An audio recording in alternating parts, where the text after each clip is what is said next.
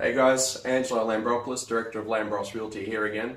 And today what I'm going to talk to you about is how the property cycle works and obviously making sense of it all. Okay, so it's a very broad overview, and obviously what you must understand is there are micro markets, so markets within the market as a whole. So we've got obviously Sydney, which is the broader market spectrum, but then there's micro markets, obviously in those markets too. So specific suburbs that are performing differently for whatever reason. So, I'm not going to go into too much detail on what suburb's doing what and where it's heading and where it's trending and what's likely to happen.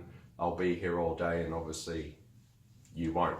So basically what I want to do here is just give you an idea of, you'll notice I've put this diagram behind me. Okay, so basically there's 4 phases to a property cycle. Okay, and as you'll see, it's right behind me here. So it starts off here, opportunity phase, which goes to growth, peak, and then we've got our correction. Now I'll explain, I guess the idea of this video is for you to understand how it works, and then to be able to make your own independent decision and analysis on, okay, all right, well this is where I think it's trending based on where it's segmented on the property cycle. So let's take a look, okay?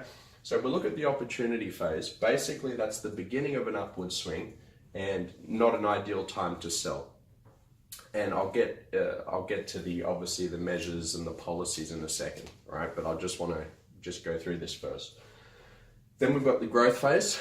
Okay, so you'll find with your growth phase here, obviously it's an ideal time to sell for savvy sellers. Okay, and the reason for that is, if you look at the peak, it's a buying frenzy, all right? And it's very hard to pick when the peak of the market is.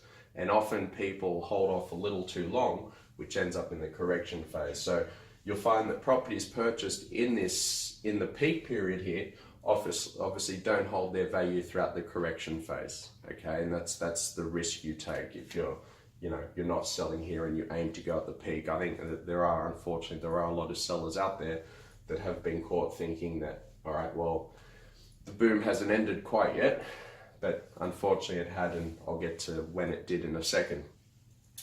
And obviously the correction phase, okay, that comes about generally when banks tighten their lending, to broad overview. So what you'll find is the correction phase, the property values will either stabilize from that of the peak, or generally speaking, and more often than not, they will correct. So you'll find that they're worth less than they were in the actual purchase of the peak period. So I hope I've explained that section well and it makes sense. So obviously they're the 4 stages, and obviously what I want to outline now is the things to look for, right? So you can identify which stage we're in. So first things first, where are we? Where I'm filming this video, it's now mid-August 2018. So where are we in the current property market? Well, we're here, sad to say, which I think there's no surprise, it's written all over the media. So we're obviously in the correction phase. That's where the current Sydney market sits at the moment on a broader spectrum, okay? Now, some of you may be aware, others not. This has been the case. It hasn't been something that's happened overnight, despite the recent media reports, which suggest that, okay, it's corrected out of nowhere. Not the case. It's been correcting since July 2017. And why? How? Well, that was a result of obviously the federal budget back in May 2017, where there were a host of government regulations that were put in place to improve affordability in the property market here. So it was very much deliberate. It's no shock, right? This is very much what was planned and needed to happen in my personal view, and I think in a lot of the professional analyst view as well, because housing affordability in proportion to that of the average income was out of control. So this was natural. It was always going to happen. Okay, so I think the media and in the public spotlight, right, it's always known that the property cycle works in 7 to 10 years on average. Now that's not true. Okay, the way the property market cycle works is this. Now the reason that's used as a general figure is because it takes about 70 to 10 years time for things to sort of mature and correct. You don't just change a policy and bang, overnight it happens. you know, the corrections obviously last for a long duration, right? They could last for 5 years because things need to stabilize. Now, what happens in that case, obviously I'm just using that as a general figure, but you'll notice there's a series of measures that impact what a property market's doing. Okay, so you've got financial regulations, unemployment, population growth, exchange rates, interest rates, economic indicators, and foreign investment, just to name a few. Probably primarily your bigger ones, right? So that being said, all it takes is government intervention to therefore come in and say, all right, well, this policy is going to be changed. You know, we're going to loosen things and take things a little easier on banks and allow them to lend. Let's boost the economy again. So, you know, I guess what you've got to look at is you've got to look at, all right, well, what are the policies, measures? What are the RBA doing? What sort of government policies are coming in?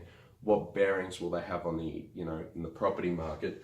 And at which cycle do they fit in, right? So obviously we're in the correction phase now. So what you're going to be looking for, you know, overdue time for the years to come is, okay, well, where can I start to see some momentum? Where can I start to see opportunity, right? What measures are coming into place that tie in with these, you know, these points I've just made here that could very much see the property market start to pick up again, right? So this is where you've really got to have your ear to the ground, to be honest. Basically, the time to act is the moment you first hear something. You know, what you'll find is, you know, if you wait to see what everybody else is doing, it often becomes too late. So an example being, if you're looking at the peak, properties are getting great prices, but you're not under, you know, you don't understand that government, and this is unfortunately where a lot of sellers have been caught out, aren't aware that there's been, you know, policies that have had a drastic bearing on the property market, being that of imposing regulations on the foreign investors, obviously the banks tightening their lending. So there were a series of measures that came into place, the capital gains tax withholding threshold for foreign investors. So these sort of measures, if you weren't aware of that, thinking, all right, well, the peak's still going, these properties are still getting good prices, well, you've probably found yourself caught in this scenario because you weren't aware of these regulations that were put into place as part of last federal budget. So I hope that puts things into perspective for you. I hope it makes sense. I hope I've explained it as well as I anticipated to. As I've said many times before, when I do these videos, it's one take, so apologies if things don't come across as they should.